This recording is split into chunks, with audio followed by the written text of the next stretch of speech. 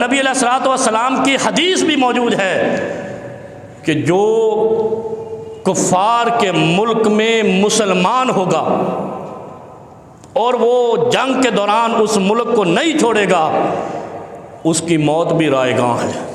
یہ نبی علیہ الصلوۃ والسلام کی صحیح حدیث ہے۔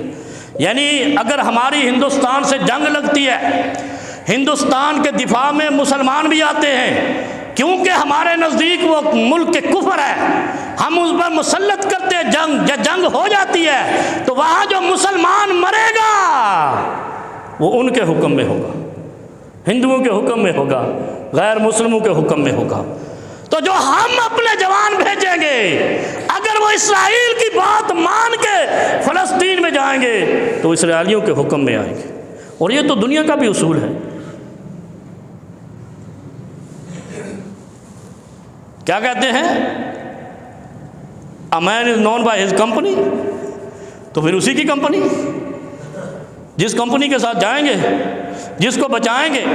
اور ہم نے تو کہا تھا ہم نے دشمن کے بچوں کو پڑھانا ہے، ہم ان اسرائیل یہودیوں لائینوں کے بچوں کو بچانے جا رہے ہیں، جن کو 60 سال سے تگنی کا ناچ چند لوگوں نے نچا رکھا ہے۔ اور یہ یاد رکھو، حماس اہل زمین کی تنظیم ہے، شیخ احمد یاسین اس کا بانی ہے، جو غزہ کا رہنے والا تھا، جو فلسطینی تھا۔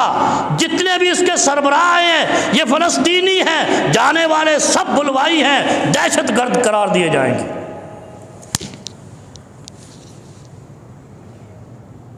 کبھی سوچا ہے یا سوچنے کی ہم میں توفیق ہی نہیں ہے؟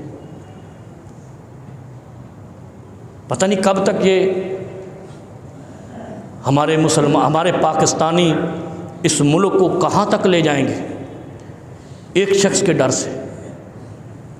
ہمیں سمجھ نہیں آ رہی ہے، ہم یہود و نصارہ کی گود میں جا کر بیٹھے ہیں، کل یہ آپ کو بیچ کے بھی آ جائیں گے۔ اسی لیے فرمایا ہے اللہ نے قرآن میں، تم دیکھو گے، کن سے کہا ہے؟ قوم سے۔ تم دیکھو گے کہ ان کے چہرے اترے ہوئے اور ڈرے ہوئے ہوں گے، کیونکہ انہوں نے کام ایسے کیے ہیں۔ تو یہ حساب بھی تم سے ہونا ہے کہ تم نے اپنے مسلمانوں کو کیوں نہیں روکا کہ وہ دوسرے ملک میں جا کر مسلمانوں کو مارنے پہ لگے ہوئے ہیں، اور صرف اس لیے نہیں کہ وہ تمہارے دشمن ہیں، بلکہ وہ اس لیے کہ وہ اسرائیل کے دشمن ہیں، یہودیوں کے دشمن ہیں۔